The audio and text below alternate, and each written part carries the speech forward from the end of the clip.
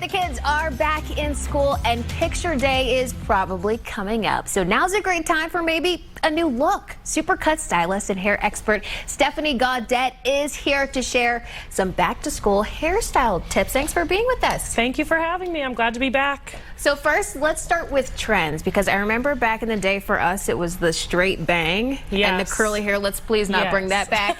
But what's trending now for the kids? Right now, it's a little bit different for everyone. Shorter hairstyles, buzzed on the sides with a longer top, like my son James here, having it gelled off to the side. A lot of kids in the morning, they don't feel like putting a lot of product in their hair, so also wearing a versatile shorter look that you can just kind of get out of bed, brush, and just go with it. Longer looks that are just natural, going with the natural texture, things like that. Just less is more, easy to do in the morning. Parents aren't stressed that way. That's awesome. And James, he's smiling because he got to come here instead of go to school today. He's lucky to be here. So what should parents keep in mind if they're going to the salon? Always call ahead at Supercuts. We do a great service where you can call ahead. You can use our online app to book online.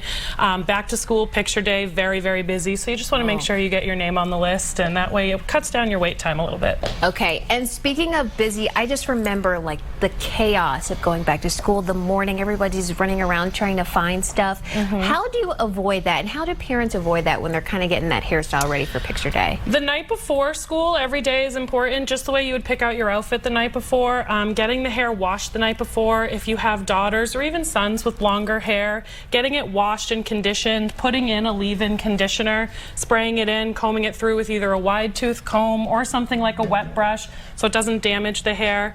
Going to bed, longer hair, braiding it so it doesn't get tangles. Detangling in the morning is something no monster you want to fight in the morning. So definitely getting the hair prepped the night before, sleeping on silk pillowcases, things like that will help with frizz. Definitely just getting back in the school routine. Remind your kids, don't share hats, don't share brushes. Lice is very, on an uproar this time of year, so using things with tea tree oil in them, tea tree products, those are things you can pick up at your local Supercuts. That way you can help fight that demon head on. Yeah. You mentioned some good tips when it comes to keeping the hair healthy. I think we all can benefit from that. And even just for us here that work in studio, what are some tips to make sure that you're keeping the kids' hair healthy throughout the school year? Definitely getting the haircut up to every 3 months. If you're trying to grow your hair longer, we don't suggest going longer than 3 months.